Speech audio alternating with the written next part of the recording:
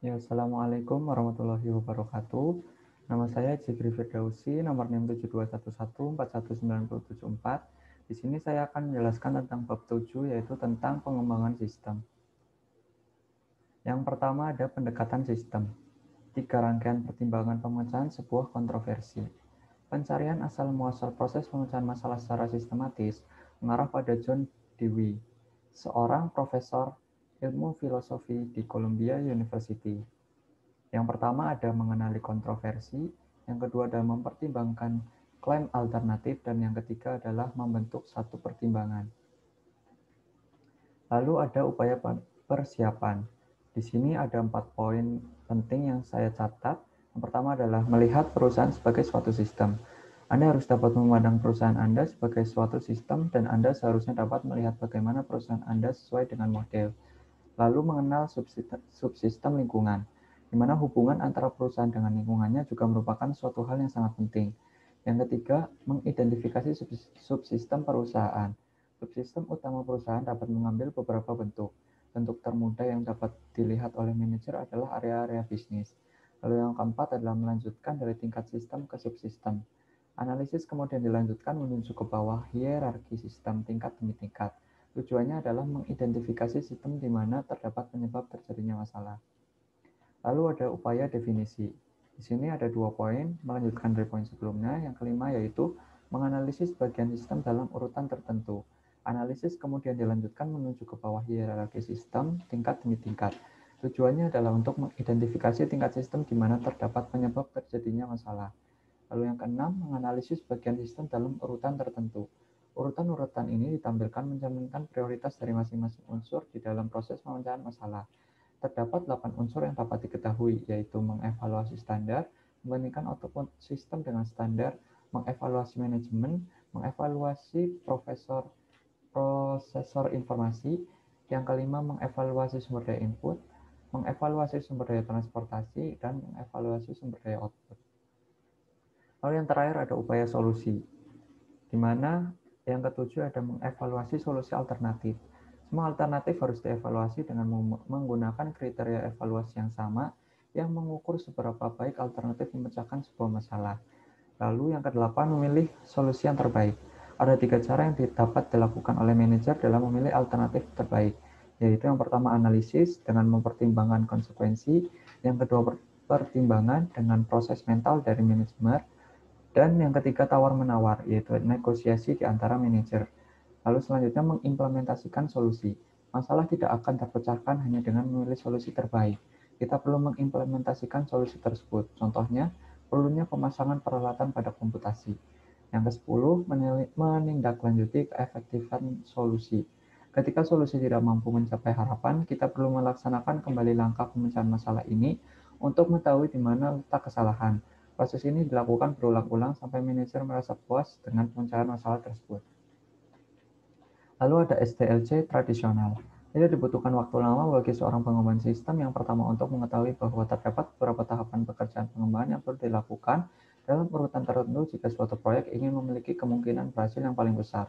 Tahapan tersebut adalah perencanaan, analisis, desain, implementasi, dan penggunaan.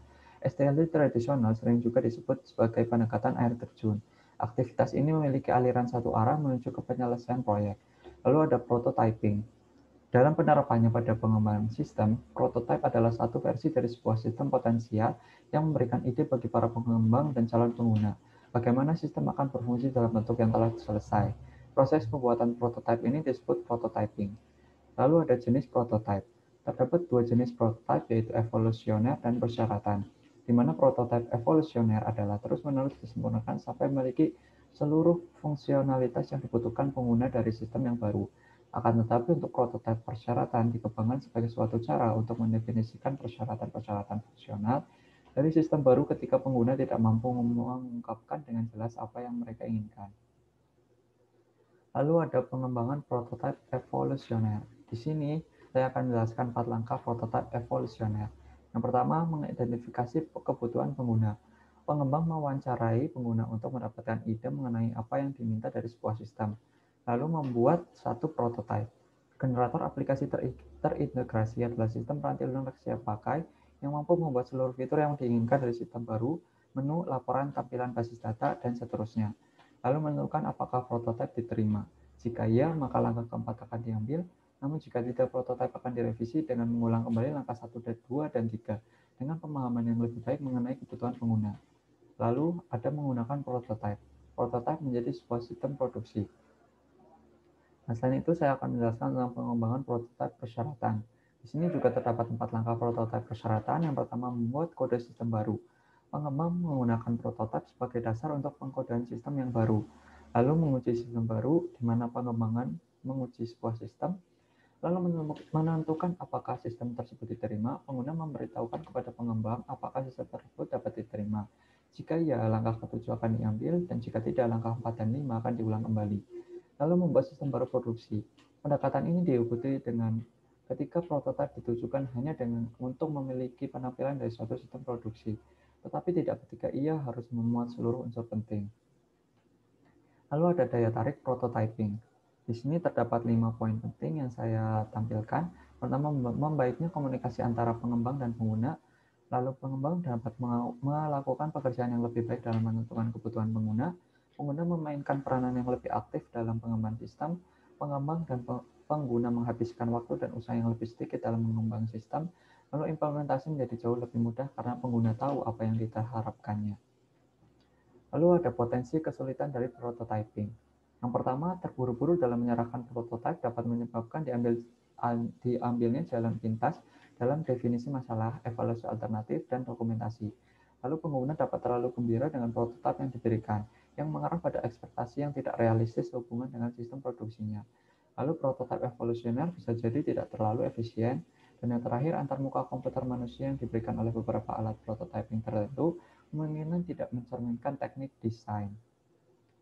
Pengembangan aplikasi cepat. Satu metodologi yang dimiliki tujuan yang sama dengan prototyping, yaitu memberikan respons yang cepat atas kebutuhan pengguna. Namun ruang lingkup yang lebih luas adalah RAD atau Rapid Application Development. Istilah RAD ini diperkenalkan oleh konsultan komputer dan penulis James Martin.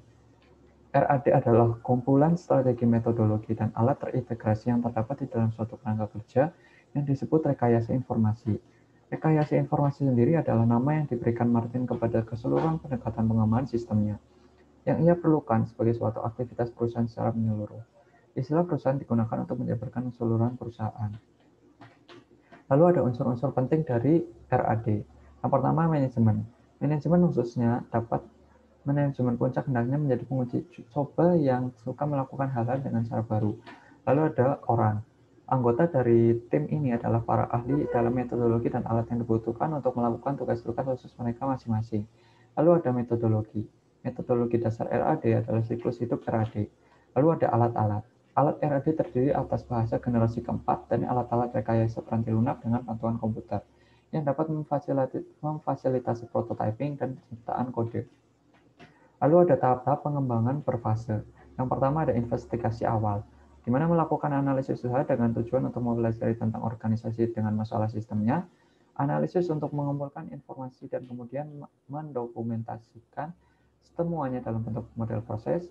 Yang ketiga, desain, merancang komponen dan antarmuka sistem untuk setiap model sistem yang baru.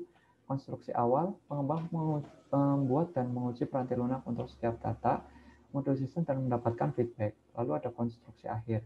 Peranti lunak modul diintegrasikan untuk membentuk sistem yang lengkap, yang diuji bersama-sama dengan datanya. Lalu desain ulang proses bisnis. Proses pengerjaan ulang sistem disebut dengan rekayasa ulang. Sistem-sistem seperti ini disebut dengan sistem warisan karena mereka terlalu berharga untuk dihapuskan, namun menghisap sumber-sumber daya yang dimiliki oleh perusahaan. Lalu ada inisiasi strategis proyek BPR. Manajemen strategis memutuskan bahwa BPR layak untuk dilakukan dan menyusui proses fisik desain ulang. Proses itu meliputi logistik sumber daya fisik yang masuk dan logistik keluar. Lalu ada rekayasa terbalik. Bagaimana penggunaannya di dalam komputasi, rekayasa terbalik adalah proses menganalisis sistem yang sudah ada untuk mengidentifikasi unsur-unsur yang saling keterhubungan di antara unsur tersebut sekaligus membuat dokumentasi yang ada saat ini. Lalu ada rekayasa ulang. Rekayasa ulang adalah merancang ulang sebuah sistem seluruhnya dengan tujuan mengubah fungsionalitasnya. Nama rekayasa ke depan diberikan untuk proses SDLC dengan cara yang normal sekaligus menjalankan PPR. Pemilihan komponen PPR. Mutu fungsionalitas adalah ukuran dari apa yang dikerjakan oleh sistem. Mutu teknis adalah ukuran dari seberapa baik sistem tersebut tidak melaksanakannya. Menempatkan SDLC tradisional, prototyping RAD, pengembangan berfase dan dalam perspektif. Prototyping merupakan bentuk dari pendekatan sistem yang berfokus pada pemenuhan kebutuhan pengguna. RAD merupakan suatu pendekatan alternatif terhadap fase desain dan implementasi SDLC. Lalu ada diagram arus data. Terdapat 4 poin. Yang pertama, unsur-unsur lingkungan. Istilah terminator seringkali dipergunakan untuk menyanakan unsur lingkungan, karena menunjukkan titik di mana sistem tersebut berakhir. Lalu ada proses. Proses adalah sesuatu yang dapat mengubah input menjadi output. Proses dapat digambarkan dengan sebuah lingkaran ataupun simbol-simbol lainnya. Arus data. Arus data terdiri dari sekumpulan unsur-unsur data yang berhubungan secara logis yang bergerak dari satu titik atau proses yang lain. Lalu ada penyimpanan data. Penyimpanan data adalah suatu gudang data di mana terdapat sistem yang dapat memuat keseluruhan data tersebut. Lalu selanjutnya ada diagram konteks. Diagram konteks menempatkan sistem dalam suatu konteks lingkungan. Lalu ada diagram nomor N, di mana nomor N mendokumentasikan suatu proses dari sebuah DVD dengan tingkat detail yang lebih besar. Lalu ada diagram arus data bertingkat. Sebuah diagram yang mendokumentasikan sistem pada tingkat yang lebih ringkas dan lebih rinci. Lalu berapa banyak data yang harus ditampilkan? Kapan alat pemetaan proses yang cocok untuk digunakan bagi jumlah detail yang lebih banyak adalah kasus penggunaan.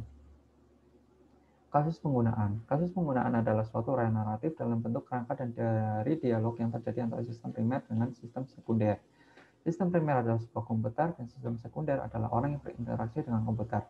Contoh pada data pesanan yang meliputi nomor pelanggan, nomor barang, dan jumlah barang. Lalu selanjutnya adalah manajemen proyek.